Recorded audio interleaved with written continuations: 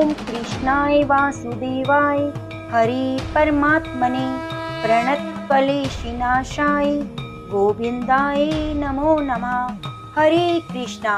प्रेम से बोलिए गौरी पुत्र गणेश भगवान की जय हो। कार्तिक मास के कृष्ण पक्ष की एकादशी को रमा एकादशी के नाम से जाना जाता है। कुछ स्थानों पर इसे रमा ग्यारस भी कहते हैं। रमा माँ लक्ष्मी का ही दूसरा नाम है, इसलिए इस एकादशी की व्रत कथा को सुनने से अपार धन संपत्ति की प्राप्ति होती है और यह एकादशी व्रत कामधेनु और चिंतामणि के समान फल देती है। रमा एकादशी की पवित्र कथा को सुनने से मनुष्य के सभी पाप और संकट कट जाते हैं, मनोकामनाओं की पूर्ति होती है और बैकुंठ लोक की प्राप्ति होती है। तो आप सभी भक्तजन बड़ी श्रद्धा और प्रसन्नचित मन से इस कथा को पूरा अवश्य सुनिए। और कथा सुनने से पहले आपसे निवेदन है, जीवन की मंगल कामना की प्रार्थना करते हुए कमेंट बॉक्स में ओम नमो भगवते वासुदेवाय जरूर जरूर लिखिए। भगवान श्री कृष्ण ने युधिष्ठिर से कहा कि बहुत पहले एक मुचकुंद नाम के राजा थे। इंद्र, यम, कुबेर, वरुण, विभीषण राजा मुचकुंद के मित्र थे। राजा मुचकुंद भगवान विष्णु का परम भक्त और दान प्रिय राजा था। राजा की एक चंद्रभागा नाम की पुत्री थी। चंद्रभागा का विवाह चंद्रसेन के पुत्र शोभन के साथ हुआ। एक बार राजा मुचकुंद ने अपने दामाद शोभन को आमंत्रित किया। शोभन अपने ससुराल आया। उस समय जल्दी ही रमा एकादशी भी आने वाली थी। तब राजा मुचकुंद और उसके राज्य के लोग सभी रमा एकादशी का व्रत करते। जब रमा एकादशी का व्रत समीप आया तो चंद्रभागा बहुत चिंतित हुई कि उसके पति अत्यंत दुर्बल हैं और मेरे पिता की आज्ञा अति कठोर है। दशमी तिथि को राजा ने ढोल बजवाकर सारे राज्य में घोषणा करवा दी कि रमा एकादशी को भोजन नहीं करना चाहिए। ढोल की घोषणा सुनते ही शोभन अत्यंत चिंतित हुआ और अपनी पत्नी से कहने लगा कि हे प्रियतमा, अब मैं क्या करूं? मैं भूख को सहन नहीं कर सकता। कोई ऐसा उपाय करो जिससे मैं बच सकूं, अन्यथा मैं मृत्यु को प्राप्त हो जाऊंगा। पति की यह बात सुनकर चंद्रभागा कहने लगी, हे स्वामी, मेरे पिता के राज्य में एकादशी के दिन कोई भी भोजन नहीं करता। राज्य के सभी लोग उपवास रखते हैं और पूरे विधि विधान से रमा एकादशी का व्रत करते हैं। यहाँ तक कि सभी जानवर भी भोजन जल ग्रहण नहीं करते। यदि आप व्रत नहीं रख सकते तो किसी दूसरे स्थान पर चले जाइए जो मेरे पिता के राज्य में ना हो, क्योंकि यदि आप इस राज्य में नहीं जाओगे तो आपको अवश्य ही व्रत करना पड़ेगा। ऐसा सुनकर शोभन सोचने लगा। उसने कहा कि हे प्रिय, मैं अवश्य व्रत करूंगा। जो मेरे भाग्य में होगा वह देखा जाएगा। रमा एकादशी आने पर शोभन ने एकादशी का व्रत किया और सारे दिन व्रत का पालन किया। रात्रि में जागरण किया। बहुत कष्ट झेलने के बाद सुबह होने तक शोभन की मृत्यु हो चुकी थी। द्वादशी पर सुबह राजा मुचकुंद ने शोभन का अंतिम संस्कार किया। अंतिम संस्कार के बाद चंद्रभागा अपने पिता के राज्य में रहने लगी। एकादशी का व्रत पूरे विधि विधान से करने के कारण शोभन को अपने अगले जन्म में मंदराचल पर्वत पर एक बहुत ही सुंदर राज्य प्राप्त हुआ, जिसमें अनेक गंधर्व अप्सराएं थीं। शोभन का राज्य इंद्र के स्वर्ग के समान था। एक बार मुचकुंद के राज्य का सोम नामक ब्राह्मण तीर्थ यात्रा करते हुए शोभन के राज्य में जा पहुंचा।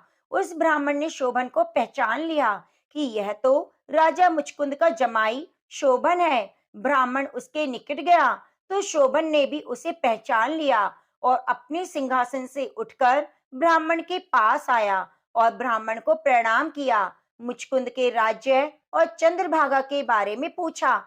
तब ब्राह्मण ने कहा कि राजा मुचकुंद और आपकी पत्नी सब कुशल हैं। नगर में सभी प्रकार से मंगल है, परंतु हे राजन, हमें आश्चर्य हो रहा है कि आप हमें यह बताइए कि आपकी मृत्यु के बाद आपको ऐसा सुंदर नगर जो कभी देखा ना सुना हो कैसे प्राप्त हुआ।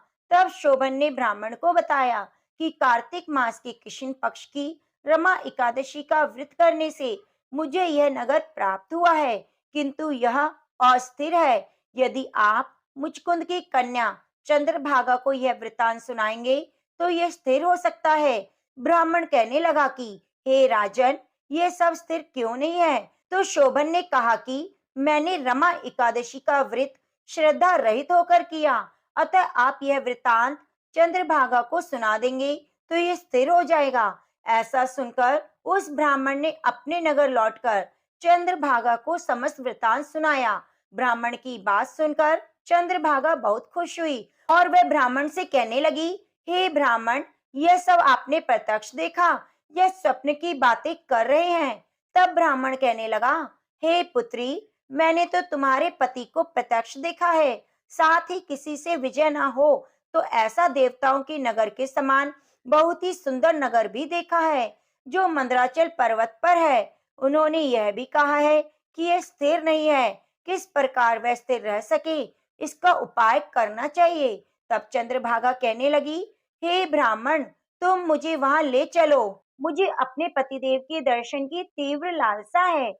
मैं अपने किए हुए पुण्य से उस नगर को स्थिर बना दूंगी। आप मुझे मेरे पति से मिलवा दीजिए जिससे उनका हमारा सहयोग हो, और क्योंकि वियोगी को मिला देना महान पुण्य होता है। सोम ब्राह्मण यह बात सुनकर चंद्रभागा को लेकर मंदराचल पर्वत के समीप वामदेव ऋषि के आश्रम पर गया। ब्राह्मण ने वामदेव जी को सारी बात बताई। वामदेव जी ने सारी बात सुनकर वेद मंत्रों के उच्चारण से चंद्रभागा का अभिषेक कर दिया। तब ऋषि के मंत्र के प्रभाव और एकादशी के व्रत से चंद्रभागा का शरीर दिव्य हो गया और दिव्य गति को प्राप्त हुई। इसके बाद बड़ी प्रसन्नता से चंद्रभागा अपने पति के पास गई। अपने प्रिय को देखकर शोभन बहुत खुश हुआ और उसे बुलाकर अपनी बाई तरफ बिठा लिया। चंद्रभागा कहने लगी, हे स्वामी, आप मेरे पुण्य को ग्रहण कीजिए। अपने पिता के घर जब मैं 8 वर्ष की थी तब से विधि पूर्वक रमा एकादशी का व्रत कर रही हूँ। इस पुण्य के प्रताप से आपका यह नगर स्थिर हो जाएगा, समस्त कर्मों से युक्त होकर प्रलय के अंत तक रहेगा। और चंद्रभागा के पुण्य के प्रभाव से वह नगर स्थिर हो गया। इस प्रकार चंद्रभागा ने दिव्य आभूषणों और वस्त्रों से सुसज्जित होकर अपने पति के साथ आनंद पूर्वक रहने लगी। तब कृष्ण भगवान बोले, हे राजन, जो भी व्यक्ति इस रमा एकादशी का व्रत पूरे विधि विधान से और श्रद्धा पूर्वक करता है उसको समस्त पापों से मुक्ति मिलती है और अंत में विष्णु लोक को जाता है। तो मनुष्य को चाहिए कि वे भगवान का पूजन पूरी श्रद्धा से करें। शोभन अपनी पत्नी द्वारा श्रद्धा पूर्वक किए गए एकादशी व्रतों के कारण अपने राज्य को स्थिर कर सका। इसके बाद भगवान श्री कृष्ण ने युधिष्ठिर को एकादशी व्रत की महात्म्य की कथा सुनाते हुए कहा।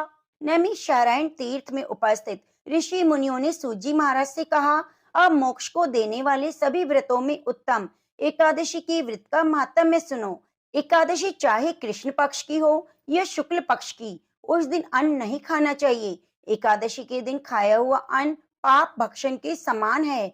व्रत करने वाले को दशमी और द्वादशी को भी एक समय भोजन करना चाहिए। नारद जी द्वारा महाराजा पृथु को सुनाई हुई कथा सुनाते हुए सूत जी ने कहा, गंगा के समान तीर्थ नहीं, माता के समान गुरु नहीं, विष्णु के समान देव नहीं, अन्ना खाने के समान तप नहीं, शांति के समान संसार में कोई सुख नहीं, सत्य के समान ज्योति नहीं, कार्तिक के समान कोई मास नहीं, ज्ञान के समान कोई लाभ नहीं और एकादशी के समान कोई व्रत नहीं। व्रत करने वाला प्रातःकाल उठकर भगवान का पूजन करे, पुराणों की कथा सुने, रात्रि को जागरण करे। अब आप एक प्राचीन कथा को ध्यान से सुनो। नर्मदा नदी के तट पर गालव ऋषि को शांत, शोभायुक्त और मनोरम आश्रम था। उनका पुत्र भद्रशील भगवान विष्णु का परम भक्त था। भद्रशील अपने साथियों के साथ भगवान की मूर्ति बनाकर पूजन करता और साथ ही उपदेश दिया करता कि वे भी भगवान का पूजन करें और एकादशी का व्रत रखें। उपदेश सुनकर बालक भी ऐसा ही किया करते। अपने पुत्र के चरित्र को देखकर गालव ऋषि ने एक समय उससे पूछा, हे भद्रशील, तुम हर समय भगवान विष्णु की पूजा अर्चना में लगे रहते हो, यह उपदेश तुमको किसने दिया? यह बात सुनकर भद्रशील बोला, हे पिताजी, मैं पूर्व जन्म का वृतांत सुनाता हूँ। पहले जन्म में मैं चंद्रवंश में धर्मकीर्ति नामक राजा था। दत्तात्रेय जी से मैंने शिक्षा दीक्षा ग्रहण की, साथ ही 1000 वर्ष तक राज्य भी किया था। अपने उस जन्म में मैंने धर्म और पुण्य के अनेक कार्य किए, परंतु बाद में बुरी संगति में फंसकर मैंने वेद मार्ग को छोड़ दिया और पाखंड मार्ग पर चल पड़ा। मेरे दुराचारों को देखकर प्रजा भी पाप कर्म करने लगी। इस तरह धर्मशास्त्रों की कथा अनुसार प्रजा के पाप का छठा भाग भी मुझे मिलने लगा। एक दिन शिकार खेलने के लिए वन में गया। दिन भर भूखा प्यासा रहा, खाने पीने को कुछ न मिला। जंगल में भटकने के कारण शाम को मैं घूमता फिरता नर्मदा नदी के किनारे जा पहुंचा। उस दिन एकादशी का व्रत होने के कारण वहां पर एकत्रित अनेक वैष्णव भगवान का भजन कीर्तन कर रहे थे। भूख प्यास से व्याकुल और हारा थका होने के कारण मैं रात भर वहीं पड़ा रहा, कीर्तन सुनता रहा। प्रातःकाल होते ही भूख प्यास से मेरे प्राण निकल गए। उस समय यमराज के दूत आए और मुझ पापी को मारते पीटते हुए यमराज के पास ले गए। वहां पर यमराज ने चित्रगुप्त से मेरे पाप पुण्य का लेखा जोखा पूछा। यद्यपि यह महान पापी है, परंतु इसने एकादशी का व्रत किया और रात्रि भर भगवान का कीर्तन सुना। एकादशी को भोजन न करने के कारण इसके प्राण निकल गए। इस कारण इसके सभी पाप नष्ट हो गए। चित्रगुप्त की यह बात सुनकर यमराज तत्काल अपने सिंहासन से उठकर खड़े हो गए और नमस्कार किया। फिर बोले, हमसे बड़ी भूल हुई है, आप क्षमा करें। फिर यमराज अपने दूतों को धिक्कारते हुए कहने लगे, जो व्यक्ति भगवान के नाम का स्मरण करता है उसको कभी हमारे पास मत लाना। जिसने अनजाने में भी एकादशी का व्रत किया है उसके सभी पाप नष्ट हो जाते हैं, उसे हमारे पास आने की आवश्यकता नहीं पड़ती। इसके बाद यमराज ने मेरा पूजन किया, फिर मुझे सुंदर विमान पर बिठाकर विष्णु लोक को भेज दिया। हजारों वर्ष इंद्रलोक और विष्णु लोक में रहने के बाद अब मैंने आपके यहाँ पर जन्म लिया।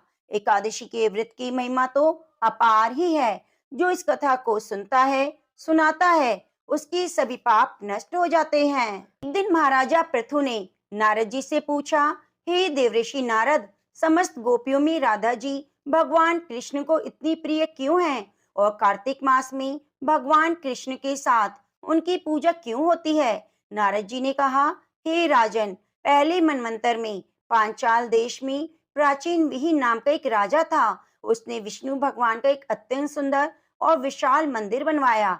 उसमें नित्य प्रति विधि विधान से भगवान का पूजन हुआ करता था। उसी नगर की एक अति सुंदर स्त्री प्रेम में विहल होकर भगवान के सामने नृत्य किया करती। उसकी हर समय एकमात्र यही लालसा रहती कि वे किसी तरह भगवान के गले में बाहें डालकर नृत्य करे। एक दिन उसने अपना समस्त धन गरीबों में बांट दिया और भगवान के सम्मुख नाचते हुए प्राण त्याग दिए। स्वर्ग में वह स्त्री चंद्र कीर्ति नामक अत्यंत सुंदर देवांगना बनी। एक दिन वह दर्पण में अपना अद्भुत रूप लावण्य देखकर मन ही मन कहने लगी, भगवान के अतिरिक्त अन्य कोई मेरा पति नहीं हो सकता। ऐसा विचार करके वह भगवान की छवि मन में धारण कर नृत्य करने लगी।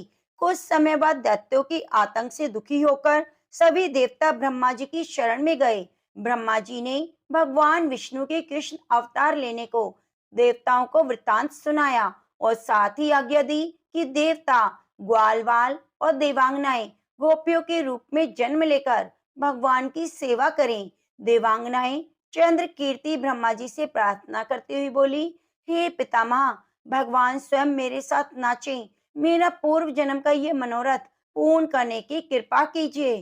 तब ब्रह्मा जी ने वरदान देते हुए कहा, तुम नंद ग्राम में वृषभानु गोप के यहाँ राधा नाम से जन्म लेकर समस्त ब्रज गोपिकाओं से अधिक भगवान को प्रिय होगी। उस समय भगवान तुम्हें अपने प्राणों से भी अधिक प्रिय समझेंगे। रास उत्सव में तुम उनके साथ नृत्य करोगी। इस प्रकार तुम्हारा मनोरथ पूर्ण होगा। ब्रह्मा जी के वरदान को पूर्ण करने के लिए कृष्ण अवतार में भगवान ने राधा जी के साथ रास किया और उन्हें अपने प्राणों से भी अधिक प्रिय माना। राजा पृथु ने नारद जी से पूछा, हे ऋषिवर, महीनों में कार्तिक और तिथियों में एकादशी को श्रेष्ठ क्यों माना गया है? कृपया करके बताइए। तब नारद जी ने कहा, हे राजन, एक बार यही प्रश्न सत्यभामा जी ने भगवान कृष्ण से पूछा। भगवान कृष्ण ने जो उत्तर सत्यभामा को दिया वही मैं तुम्हें बताता हूँ। एक समय सत्यभामा जी ने कृष्ण जी से पूछा कि हे प्राणनाथ, जब सभी मास तिथियां बराबर हैं तो कार्तिक मास और एकादशी तिथि ही क्यों सर्वोत्तम मानी गई है? तब कृष्ण जी ने कहा, हे प्रिय, शंख नामक एक दैत्य समुद्र का पुत्र था। वह दैत्य इतना बलवान था कि उसने इंद्र आदि देवताओं को स्वर्ग से निकालकर उनका स्थान ले लिया। सब देवता उससे भयभीत होकर अपने बाल बच्चों सहित पर्वत की कंदराओं में चले गए। वह दैत्य सोचने लगा कि मैंने देवताओं का स्थान तो ले लिया, लेकिन वे जीते नहीं गए। ऐसा प्रतीत होता है कि देवता वेद मंत्रों से बलशाली हैं, अतः मुझे मंत्रों सहित वेदों का हरण कर लेना चाहिए। जब उसने ऐसा विचार किया तो वेद डर के मारे समुद्र में जाकर छिप गए। ब्रह्मा आदि सभी देवताओं ने संसार को वेद विहीन देखा तो सभी देवी देवता भगवान विष्णु की शरण में गए। शेष सैया पर भगवान को निद्रा मग्न देखकर सभी देवता उन्हें जगाने के लिए स्तुतियां, भजन, कीर्तन, गायन, वादन क्रियाएं करने लगे। आहावन, आसन, पाद अर्घ, आचमन, स्नान, वस्त्र, यज्ञोपवीत, चंदन, पुष्प, धूप, दीप, नैवेद्य, तांबूल, प्रदक्षिणा और नमस्कार द्वारा भगवान विष्णु का पूजन किया। तब भगवान विष्णु प्रसन्न होकर देवताओं से कहने लगे, हे देवताओं, मैं तुमसे प्रसन्न हूँ, अतएव शंख आदि दैत्यों को मारकर मैं चारों वेदों को शीघ्र लाऊंगा। परंतु आज से वेद बीज मंत्रों सहित कार्तिक मास में जल में निवास करेंगे। अतएव कार्तिक के महीने में जो कोई भी जल में स्नान करेगा उसको यज्ञ करने के समान फल मिलेगा, उसके सभी पाप दूर हो जाएंगे। हे देवताओं, आज एकादशी के दिन आप सबने मुझे जगाया है, इसलिए सब तिथियों में एकादशी अधिक प्रिय है। वस्तुतः कार्तिक और एकादशी का व्रत मुझे अत्यंत प्रिय है। आगे की कथा सुनाते हुए नारद जी ने कहा, हे राजन, इतना कहकर भगवान मछली का रूप धारण करके विंध्याचल में निवास कर रहे ऋषि कश्यप जी की अंजलि में आ गए। कश्यप जी ने उनको कमंडल में डाला, कमंडल भर गया तो मत्स्य रूपधारी भगवान कहने लगे, हमको बड़ा स्थान दो। तब कश्यप जी ने घड़ा दिया, घड़ा भी भर गया। कुएं में छोड़ा तो वह भी भर गया। कश्यप जी ने उनको समुद्र में डाल दिया और भगवान ने अत्यंत विशाल मछली का रूप धारण करके दैत्यराज शंखासुर को मार दिया।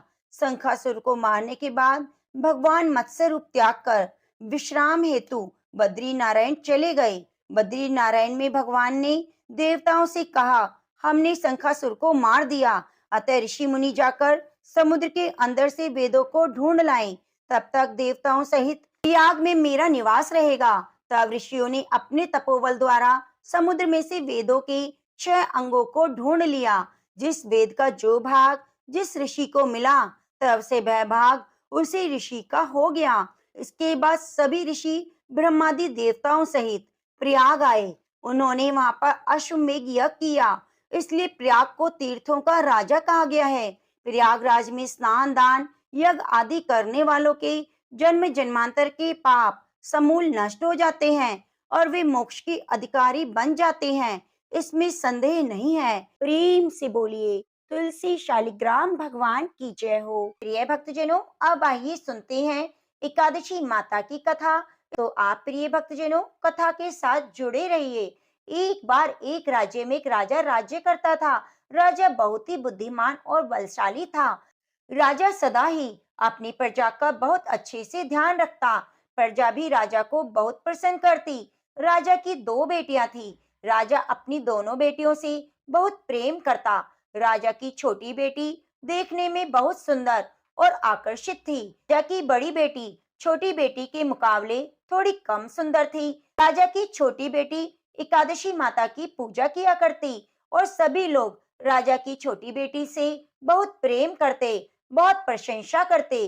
राजा भी अपनी छोटी बेटी से बहुत प्रेम करता, जिसके कारण राजा की बड़ी बेटी को अपनी छोटी बहन से बहुत नफरत होने लगी थी। कि दोनों बेटियां जब बड़ी हो गई तब एक पड़ोस के राज्य में रहने वाले राजकुमार राजा की बड़ी बेटी के लिए रिश्ता लेकर आया। लेकिन जैसे ही उस राजकुमार की नजरें राजा की छोटी बेटी पर पड़ी, तो वह राजकुमार राजा की छोटी बेटी पर आकर्षित हो गया और छोटी बेटी से पहली नजर में प्रेम करने लगा।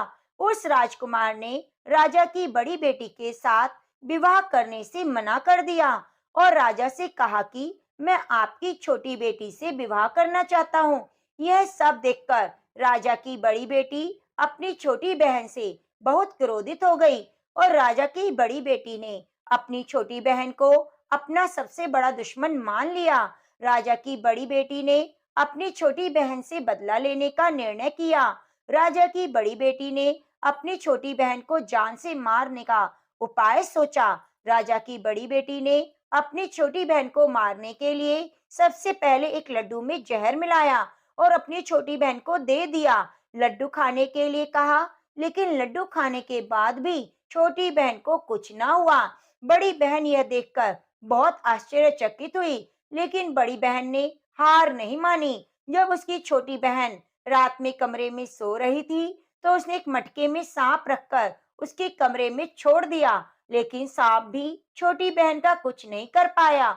जिसके बाद बड़ी बहन ने अपनी छोटी बहन से कहा कि चलो हम कुएं में से पानी भर लाते हैं। जिसके लिए वह अपनी छोटी बहन को पानी भरने के बहाने कुएं के पास ले गई और अपनी छोटी बहन को कुएं में धक्का दे दिया। लेकिन छोटी बहन को तब भी कुछ ना हुआ, क्योंकि हर बार ग्यारस माता उसकी रक्षा कर रही थी। उधर बड़ी बहन ने अपने सारे प्रयास के बाद भी असफल हो रही थी, जिससे वह बहुत क्रोधित हुई और फिर उसने अपनी छोटी बहन के पास जाकर प्रश्न किया, मेरी छोटी बहन, क्या तुमको पता है कि भगवान ने सबको मृत्यु एक निश्चित समय पर लिखी है और कैसे तुम्हारी या मेरी मृत्यु होगी, क्या ये तुम जानती हो?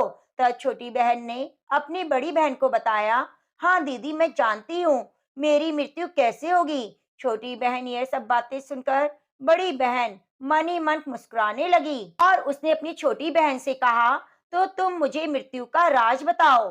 तब छोटी बहन ने अपनी बड़ी बहन से कहा, मेरी मृत्यु तो एक तोते में है। जो तोते के गले में हार है, उसमें मेरी मृत्यु होगी। जब तक कोई व्यक्ति तोते को मारकर उस हार को अपने गले में पहने, तो मैं मूर्छित हो जाऊंगी और जैसे ही उस हार को अपने गले से उतारे, तो मैं वापस जीवित हो जाऊंगी। अपनी छोटी बहन की मृत्यु का राज जानकर बड़ी बहन बहुत खुश हुई। उसने अपनी छोटी बहन को मारने के लिए उसके पालतू तोते को ढूंढना शुरू किया। छोटी बहन को इस बात का आभास हो गया था कि कोई उसकी जान लेना चाहता है, जिसके लिए वह अपने पिताजी के पास गई और अपने पिताजी से कहा कि पिताजी, मेरी मृत्यु के बाद आप मुझे जलाना नहीं, बल्कि आप मुझे एक पुरानी हवेली में एक पलंग पर लिटाकर छोड़ देना। अपनी छोटी लड़की की यह बातें सुनकर राजा आश्चर्यचकित हो गया। राजा ने अपनी छोटी बेटी से पूछा, बेटी तुम ये क्या कह रही हो? तब राजा की छोटी बेटी ने बताया कि पिताजी, समय किसी के लिए रुकता नहीं, कब क्या किसका हो जाए इसका किसी को कुछ पता नहीं। फिर राजा ने अपनी छोटी बेटी से कहा, तुम ऐसी बातें क्यों कर रही हो? 2-3 दिन के बाद तुम्हारा विवाह है। लेकिन छोटी बेटी ने अपने पिताजी को ऐसा करने पर मजबूर किया और वचन ले लिया। राजा ने भी अपनी छोटी बेटी की बात स्वीकार कर ली और 2-3 दिनों के बाद जब शादी का समय आया, तब राजकुमार बारात लेकर राजा के घर आया और राजकुमार और राजा की छोटी बेटी का विवाह शुरू हो गया। जैसे ही राजा की छोटी बेटी राजकुमार के साथ फेरे लेने शुरू किया, तो उसकी बड़ी बहन अपनी छोटी बहन के कमरे में जाकर उसके तोते को पकड़ लेती है और जान से मार देती है। तोते के गले में जो हार था, अपने गले में धारण कर लेती है और जैसे ही बड़ी बहन हार को अपने गले में धारण करती है, छोटी बहन 3.5 फेरे ही ले पाती है और बेहोश होकर गिर जाती है। जिसके बाद राजा ने बड़े बड़े हकीमों को बुलाया और छोटी बेटी का इलाज करने के लिए कहा। जब वैद्य ने छोटी बेटी को देखा, तो राजा को बताया कि आपकी बेटी ना तो जीवित है और ना मरी हुई है, ऐसा पहली बार देख रहा हूँ। राजा ने वैद्य हकीम को यह बात बाहर बताने से मना कर दिया और कहा, अगर तुमने यह बात किसी को बाहर बताई तो मैं तुम्हें फांसी दे दूंगा। राजा ने अपनी छोटी बेटी को पुराने महल में जाकर एक पलंग पर लेटा दिया और वहां पर कुछ सैनिकों को तैनात कर दिया। जिसके बाद राजा वापस अपने महल पर आ गया। राजा की बड़ी बेटी अपने पिताजी के पास आई और कहने लगी कि अगर ये शादी संपन्न नहीं हुई तो आपकी इज्जत का क्या होगा? आप कहें तो मैं आपकी इज्जत बचाने के लिए राजकुमार से शादी करने को तैयार हूँ। जिसके बाद राजा ने अपनी बड़ी बेटी की बात मान ली। राजा ने बड़ी बेटी को छोटी बेटी के कपड़े पहनाकर मंडप में भेज दिया। लेकिन राजकुमार यह जान गया था कि राजा की छोटी बेटी नहीं है, बल्कि यह बड़ी बेटी है। लेकिन जब राजकुमार ने शादी करने से मना किया, तो सभी लोगों ने राजकुमार को बेवश करके बड़ी बेटी की बचे हुए फेरों को संपन्न करा दिया और विवाह संपन्न हुआ। उसके बाद राजकुमार राजा की बड़ी बेटी को अपने महल में ले गया। विवाह होने के बाद राजकुमार उससे ना तो बात करता, न उसे पसंद करता, न उसके आसपास भटकता। राजकुमार ने यह फैसला लिया था कि वह अपनी प्रेमिका को ढूंढकर रहेगा और ये जानकर रहेगा कि उसके साथ क्या हुआ। एक दिन राजकुमार अपने घोड़े पर सवार होकर राजा के पुराने महल में पहुंच गया, जहां पर उसने कुछ सैनिकों को देखा। महल के पास पहुंचकर राजकुमार ने जब महल को ध्यान से देखा, तो वह समझ गया यह तो हमारे ससुर जी का महल है। तब राजकुमार ने सैनिकों से पूछा कि तुम लोग यहाँ क्या कर रहे हो और इस महल के अंदर उस पलंग पर कौन लेटा है? जिसके बाद सैनिकों ने बताया कि यहाँ पर राजा की छोटी बेटी लेटी है। यह सुनकर राजकुमार बहुत प्रसन्न हो गया और तुरंत अपनी प्रेमिका के पास पहुंच गया। उसकी सेवा करने लगा। जैसे ही रात हुई तो राजा की छोटी बेटी उठकर खड़ी हो गई और राजकुमार यह देखकर बहुत खुश हुआ और उसने अपनी प्रेमिका से पूछा, तुम यहाँ क्या कर रही हो? तुम मेरे साथ मेरे घर चलो। राजा की छोटी बेटी ने राजकुमार को सारी बात बता दी कि मेरी जान एक तोते में बसती है। मैंने यह बात सिर्फ अपनी बड़ी बहन को बताई थी। मुझे पता है कि उसने ही मुझे मारने का प्रयास किया है। उसके पास एक हार है जिसको वह सुबह पहन लेती है और रात को उतार देती है। जब तक वह हार को पहनकर रखती है, मैं मूर्छित रहती हूँ। वो उतार देती है तो मैं जीवित हो जाती हूँ। जब तक मेरी बड़ी बहन के पास वह हार रहेगा, मैं ऐसे ही रहूंगी। अगर मेरी बड़ी बहन के पास जो हार है वो मेरे हाथ लग जाए तो मैं हमेशा के लिए जीवित हो जाऊंगी। राजकुमार यह सब बातें सुनकर राजा की छोटी बेटी के पास रहने का निर्णय लेता है। उसने अपने बचे हुए सारे फेरे पलंग पर लेटी हुई राजकुमारी के साथ ले लिए और विवाह पूर्ण किया। वहां पर रहने लगा। देखते ही देखते कुछ समय में राजा की छोटी बेटी और राजकुमार की पत्नी गर्भवती हो गई। एक दिन राजकुमार को किसी काम से बाहर जाना पड़ा। तब छोटी बहन के पेट में बहुत दर्द हुआ। इसके बाद उसने ग्यारस माता का आह्वान किया, जिसके बाद माता प्रकट हुई और अपने भक्तों को दर्द को दूर किया। उसे एक पुत्र की प्राप्ति हुई। वहीं पर अचानक से राजकुमार भी आ गया। राजकुमार ने ग्यारस माता को देखा तो वह आश्चर्यचकित हुआ। उसने तुरंत ग्यारस माता को प्रणाम किया। ग्यारस माता ने राजकुमार से कहा, जब तुम्हारा पुत्र 5 वर्ष का हो जाएगा, तुम आकर अपनी पत्नी का हार इसके गले में डाल देना। देखते ही देखते राजकुमार और राजा की छोटी बेटी का पुत्र 5 वर्ष का हो गया। तो राजकुमार अपने बेटे से कहता है कि बेटा, मैं कुछ काम से बाहर जा रहा हूँ, तुम अपनी माँ का ध्यान रखना। और वहां से चला जाता है। राजकुमार को बाहर निकलता देखकर बड़ी बहन के सैनिक देख लेते हैं और बड़ी बहन को जाकर सारी बातें बता देते हैं। जिसके बाद बड़ी बहन अपनी छोटी बहन के पुत्र को वहां से उठवा लेती है और मरवा देती है। छोटी बेटी के पुत्र के 2 टुकड़े करवा दिए। पहला टुकड़ा चक्के के पास छुपा दिया और दूसरा टुकड़ा पलंग के नीचे फेंक दिया। अब ग्यारस माता भिखारी का रूप लेकर आती है। भिखारी का रूप रखकर बड़ी बहन के पास चली जाती है। वहां जाकर भिक्षा मांगने लगती है। तो बड़ी बहन अपने नौकरों से कहती है कि भिक्षा में कुछ दे दो। लेकिन जैसे ही नौकर ग्यारस माता को भिक्षा देने लगते हैं, तो माता उन्हें मना कर देती है। कहती है, मैं तुम्हारी महारानी से भिक्षा लूंगी। जिसके बाद बड़ी बहन स्वयं ही भिक्षा के लिए माता के पास आती है। तब माता एक बिल्ली का रूप लेकर कमरे में चली जाती है। वहां पर छोटी बेटी के दो टुकड़ों को आपस में जोड़ देती है और जीवित कर देती है। फिर वहां से ले जाती है। राजकुमार अपने बेटे को लेकर अपनी पत्नी के पास जाता है और कहता है, तुम इसका ध्यान रखना। अगर तुम इस बच्चे को अच्छे से ध्यान रखोगी तो मैं तुमसे बात करूंगा। एक दिन राजकुमार अपने बच्चे से कहता है, तुम मम्मी से उसके गले का हार मांग लो। तो उसने अपने पिता की बात मानकर राजकुमार का लड़का अपनी मम्मी के पास जाता है और कहता है कि मम्मी, मुझे तुम्हारा हार चाहिए। यह सुनकर पहले तो बड़ी बहन बहुत क्रोधित होती है, पर उसको याद आता है कि राजकुमार ने कहा था, अगर मैं इस बच्चे का ध्यान रखूंगी, अच्छे से इसकी देखभाल करूंगी, तो वह मुझसे बात करेंगे। जिसके कारण वह हार बच्चे को दे देती है और तुरंत हार को ले जाकर वह अपने पिता को दे देता है। तभी राजकुमार अपने बेटे को लेकर वहां से जाने लगता है और अपनी पत्नी से कहता है, तुम हमारे लिए खाना बनाकर रखना, मैं शाम को आकर तुम्हारे हाथ का खाना खाऊंगा। और वह अपने बेटे को लेकर वहां से चला जाता है। इसके बाद वह राजा के पास जाता है और सारी बातें बता देता है। राजा अपनी बेटी की यह करतूत सुनकर और बहुत क्रोधित होता है और अपनी परवरिश को ही दोष देने लगता है। राजकुमार को अपनी छोटी बेटी के साथ रहने के लिए आदेश देता है। इस प्रकार ग्यारस माता की कृपा से राजकुमार और राजा की छोटी बेटी सुख पूर्वक रहने लगे। तो प्रेम से बोलिए, एकादशी माता की जय। तो अब सुनते हैं कार्तिक मास में सुनी जाने वाली राम लक्ष्मण की कहानी। तो प्रिय भक्तों, आप कथा के साथ जुड़े रहिए और कथा को अंत तक जरूर सुनिए। एक नगर में एक जाट और जाटनी रहा करते थे। वे बहुत ही गरीब थे।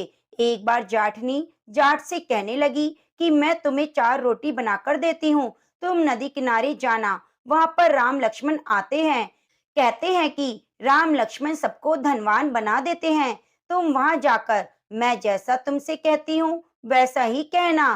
तुम राम लक्ष्मण को देखते ही कहना, राम बड़े लक्ष्मण छोटे, वो बैठे अम्बे की डाली, वो बैठे चंबे की डाली, मिट्टी का दशरथ बनावे, मक्खन मिश्री का भोग लगावे, दे परिक्रमा घर को आवे। तो जाट ने कहा, ठीक है। जब जाटनी ने 4 रोटी बना दी और जाट घर से चल पड़ा, सोचने लगा, आज तो खूब सारा धन लेकर आऊंगा। पूरे रास्ते उन्हीं पंक्तियों को रटता हुआ जा रहा था। तो उसकी पत्नी ने उसे बताई थी। जैसे ही नदी किनारे पहुंचा, राम लक्ष्मण को देखकर भूल गया कि क्या बोलना है। वहां जाकर कहने लगा, लक्ष्मण बड़े राम छोटे, वह बैठे अम्बे की डाली, वो बैठे चंबे की डाली, मिट्टी का दशरथ बनावे, मक्खन मिश्री का भोग लगावे, दे परिक्रमा घर को आवे। तो जाट की बात सुनकर राम लक्ष्मण से कहते हैं, लक्ष्मण, इसने तुम्हें बड़ा बताया है, तो तुम ऐसा करो, जो कुछ देना है वह दे दो। लक्ष्मण कहने लगे, राम भैया, इसकी तो बुद्धि मलिन हो गई है। इस मूर्ख को यह नहीं पता कि राम से बड़ा दुनिया में कोई नहीं है। तो राम कहने लगे, चाहे कुछ हो, इसने तुम्हें बड़ा बताया है, इसलिए तुम्हें कुछ ना कुछ तो देना पड़ेगा।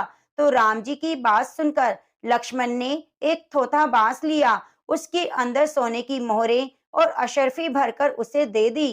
तो यह देखकर बहुत ही खुश हुआ और मन ही मन सोचने लगा कि जाटनी सच कह रही थी, इन्होंने तो मुझे सच में माला माल कर दिया। तो खुशी से झूमता हुआ घर जा रहा था, तो रास्ते में चोर मिल गए। जाट से उसका सारा सामान लूटकर भाग गए। यह देखकर जाट बहुत दुखी हुआ और सोचने लगा, किस्मत में गरीबी ही लिखी है, तो राम लक्ष्मण क्या करें। और घर चले गए। घर जाते ही जाटनी ने पूछा, कुछ मिला। तो जाट बोला, मिला तो बहुत कुछ था, पर चोर लूट कर ले गए। जाटनी ने कहा, कोई बात नहीं, कल फिर जाना। तो अगले दिन जाटनी ने फिर 4 रोटी बनाकर दे दी और कहा कि लो जाओ और फिर से उसी तरह से बोलना। तो जाट ने कहा, तो मुझे एक बार और बताओ, मैं भूल चुका हूँ। तो जाटनी कहने लगी, राम बड़े लक्ष्मण छोटे, वो बैठे अम्बे की डाली, वो बैठे चंबे की डाली, मिट्टी का दशरथ बनावे, मक्खन मिश्री का भोग लगावे, दे परिक्रमा घर को आवे।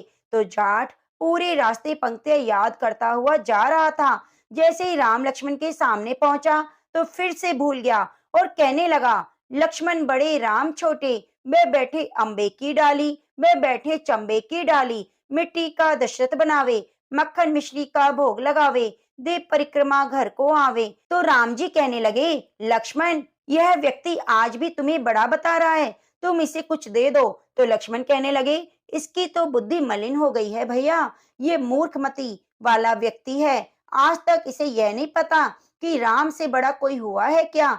तो राम फिर कहने लगे, लक्ष्मण इसने तुम्हें बड़ा बताया है, इसलिए तुम इसे कुछ दे दो। तो लक्ष्मण ने इस बार जाट को एक सोने की ईंट दे दी।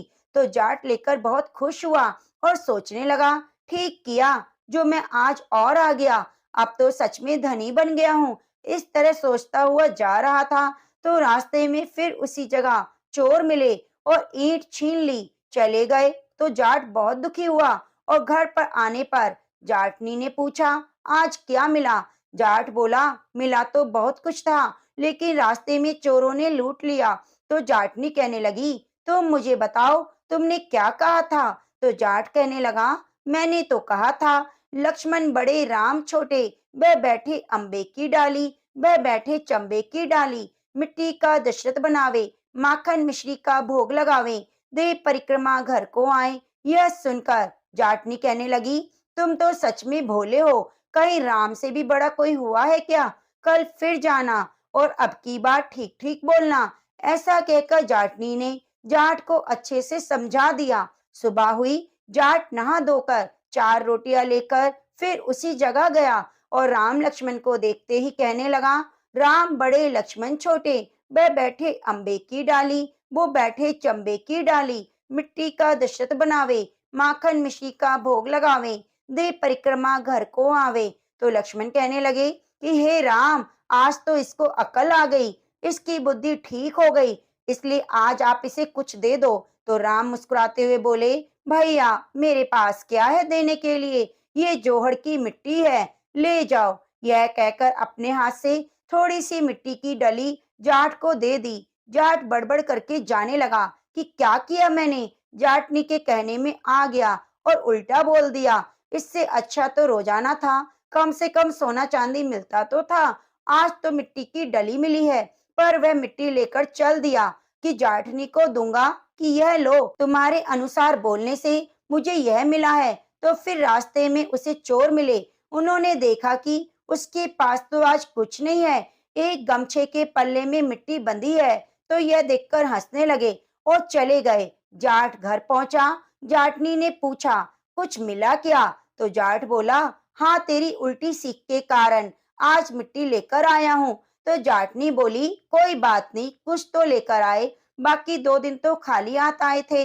ठीक है, आपकी लाई हुई मिट्टी कुछ न कुछ तो काम आएगी। इस मिट्टी से मैं चूल्हे को लीप कर घर का आंगन लीप सकती हूँ, तुलसी का गमला लीप सकती हूँ। इस तरह कहकर जाटनी ने उस मिट्टी को लेकर तुलसी के पौधे के नीचे रख दिया और खाना खाकर सो गए। सुबह सवेरे उठे तो देखा सारे घर में हीरे मोती जगमगा रहे हैं। तो जाटनी ने जल्दी से जाट को उठाया और कहा, यह देखो। यह देखकर जाट कहने लगा कि हाँ, अब मेरी समझ में आ गया कि भगवान राम ही सबसे बड़े हैं, जिन्होंने मिट्टी को हाथ लगाया और वह सोना बन गया। उसके बाद दोनों पति पत्नी सुबह जल्दी उठकर स्नान करते, तुलसी माता की पूजा करते, राम लक्ष्मण की कथा सुनते। ऐसा करने से उनके घर में अंधन का वास हो गया और 10वें महीने में जाटनी ने एक सुंदर पुत्र को जन्म दिया।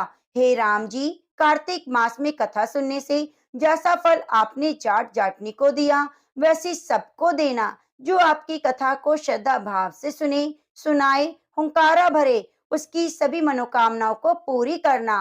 तो प्रेम से बोलो, सियावरी रामचंद्र भगवान की जय। नमो नमो तुलसी महारानी, नमो नमो हर की पटरानी, नमो नमो तुलसी महारानी, नमो नमो हर की पटरानी। प्रेम से बोलिए, तुलसी शालिग्राम भगवान की जय। एक परिवार में नंद भाभी रहती थी। ननंद अभी कुंवारी थी, वह तुलसी जी की बड़ी सेवा करती पर भाभी को यह सब फूटी आंख नहीं सुहाता। कभी कभी तो वह गुस्से में कहती, जब तेरा विवाह होगा तो तुलसी ही खाने को दूंगी, तुलसी ही तेरे दहेज में दूंगी। जब ननंद की शादी हुई तो उसकी भाभी ने बारातियों के सामने तुलसी का गमला फोड़ दिया। भगवान की कृपा से वह गमला स्वादिष्ट व्यंजनों में बदल गया। बहनों के बदले भाभी ने ननंद को तुलसी की मंजरी पहना दी। वह सोने के आभूषणों में बदल गई। वस्त्रों के स्थान पर तुलसी का जनेऊ रख दिया तो वह रेशमी वस्त्रों में बदल गया। ससुराल में उसके दहेज की बहुत बड़ाई हुई। इस पर भाभी को बहुत आश्चर्य हुआ और तुलसी जी की पूजा का महत्व उसकी समझ में आ गया। भाभी की एक लड़की थी, वह अपनी लड़की से कहती, तू भी तुलसी की सेवा किया कर, तुझे भी बुआ जैसा फल मिलेगा। पर लड़की का मन तो तुलसी की सेवा में ना लगता। लड़की के विवाह का समय आया तो भाभी ने सोचा, जैसा व्यवहार मैंने ननंद से किया उसी के कारण उसे इज्जत मिली, क्यों ना मैं अपनी लड़की के साथ करूं। उसने तुलसी का गमला फोड़कर बारातियों के सामने रख दिया, परंतु इस बार मिट्टी मिट्टी ही रही। मंजरी पत्ते भी अपने ही रूप में रहे। सभी बाराती भाभी की बुराई करने लगे। ससुराल में भी लड़की की बहुत बुराई हुई। भाभी ननंद को कभी घर नहीं बुलाती थी। भाई ने सोचा, मैं ही बहन से मिलाऊं। उसने अपनी इच्छा पत्नी को बताई और सौगात लेकर जाने के लिए कुछ मांगा। भाभी ने थैले में ज्वार भरकर कहा, और तो कुछ नहीं है, यही ले जाओ। वह दुखी मन से चल दिया। भला बहन के घर कोई ज्वार लेकर जाता है क्या? बहन के नगर के समीप पहुंचकर उसने एक गौशाला में गाय के सामने ज्वार का थैला उलट दिया। तब गोपालक ने कहा, ए भाई, सोना मोती गाय के आगे क्यों डाल रहे हो? भाई ने सारी बात बता दी। सोना मोती लेकर प्रसन्न मन से वह बहन के घर गया। बहन बहुत प्रसन्न हुई। तुलसी माता, जैसे आपने बहन के घर में धन लक्ष्मी के भंडारे भरे, उसका मान सम्मान बढ़ाया, वैसी कथा कहने सुनने वाले सभी पर अपनी कृपा बनाना। तो प्रेम से बोलिए, तुलसी शालिग्राम भगवान की जय। गणेश जी की एक छोटी सी कहानी। गणेश जी का मेला लग रहा था। सब मेले में जा रहे थे। एक छोटी सी लड़की थी, अपनी माँ से जिद करने लगी, मैं भी मेले में जाऊंगी। तो उसकी माँ बोली, बहुत भीड़ है, कहीं गिर जाएगी। लड़की नहीं मानी तो उसकी माँ ने 2 लड्डू और 1 घंटी में पानी दिया और बोली, एक लड्डू गणेश जी महाराज को खिलाकर पानी पिला देना, दूसरा लड्डू तू खा लेना, पानी पी लेना। लड़की मेले में चली गई। मेला खत्म होने पर सब अपने घर आने लगे, पर लड़की वहीं बैठ गई। एक लड्डू तुमको दूं, एक लड्डू मुझको। इस प्रकार सारी रात बीत गई। गणेश जी ने सोचा, अगर लड्डू नहीं खाऊंगा तो ये लड़की घर नहीं जाएगी। ये छोटा सा रूप बनाकर आ गए और लड़की से एक लड्डू लेकर खाया और पानी पी लिया और कहा, कुछ मांग ले। लड़की बोली, अन्न मांगू, धन मांगू, लक्ष्मी मांगू, 9 खंड महल मांगू, बांदी मांगू, खूंटी हार, सेज भरतार, रुंझुन बैल, बस इतना ही मांगू। गणेश जी बोले, छोटी सी तो दिखती है, पर सब कुछ तो मांग लिया। अब अपने घर पर जा, तुझे सब कुछ मिलेगा। घर आई तो लड़की की माँ बोली, इतनी देर कहाँ रही? लड़की बोली, मैं गणेश जी को लड्डू खिलाकर पानी पिलाकर आई हूँ। गणेश जी की कृपा से उसके घर पर सब कुछ हो गया। हे गणेश जी महाराज, जैसे अपने उस लड़की को दिया वैसे सब किसी को देना। कहानी कहने सुनने वाले, हुंकारा भरने वाले के घर में धन लक्ष्मी के भंडारे भरना। तो गणेश भगवान की जय। प्रिय भक्तजनों, अब आइए सुनते हैं लपसी तपसी की कथा। यह कथा हमें हर कथा कहानी में जरूर सुननी चाहिए। एक लपसी था, एक तपसी था। तपसी तो भगवान की तपस्या करता। लपसी रोजाना 1.25 सेर का हलवा बनाकर भगवान को भोग लगाकर टाली हिलाकर जीम लेता। एक दिन दोनों में झगड़ा हो गया। तपसी बोला, मैं बड़ा। तपसी बोला, मैं बड़ा क्योंकि मैं भगवान की तपस्या करता हूँ। नारद जी बोले, तुम्हारा फैसला मैं करूंगा। दूसरे दिन तपसी नहाकर आने लगा तो नारद जी ने 1.25 करोड़ का मुंदड़ा तपसी के आगे गिरा दिया। उसने आंखें खोलकर देखा तो मुंदड़ा पड़ा हुआ था। उसने उठाकर पैर के नीचे दबा लिया और तपस्या करने लगा। उधर लपसी ने 1.25 सेर का हलवा बनाकर भगवान को भोग लगाकर ट्राली हिलाकर चीम लिया। इतने में नारद जी आए, दोनों को अपने पास बिठाया। दोनों पूछने लगे, बताओ नारद जी कौन बड़ा? नारद जी ने तपसी से कहा, अपना पांव हटाओ। पांव हटाते ही मुंदड़ा निकला। तब नारद जी बोले, तुमने इसे चुराया, इसलिए तुम्हारी तपस्या भंग हो गई। लपसी बड़ा है। तपसी कहने लगा, मुझे मेरी तपस्या का फल कैसे मिलेगा? नारद जी बोले, तेरी तपस्या का फल कार्तिक नहाने वाले देंगी। सब कहानी कहकर तेरी कहानी नहीं कहेंगी। कार्तिक का फल तुझे मिलेगा। धोती देकर अंगोछा नहीं देंगी तो उसका फल तुझे मिलेगा। सीधा देकर दक्षिणा नहीं देंगी, ब्राह्मण जिमाकर दक्षिणा नहीं देंगी, दीवा चास के हाथ न जोड़े तो तुझे पुण्य मिलेगा। कपड़ा देकर बटन न लगाए, दाहिने हाथ से नाड़ा बांधे तो सबका फल तुझे मिलेगा। इतना कहकर नारद जी चले गए। तो प्रेम से बोलिए कार्तिक मास की जय हो।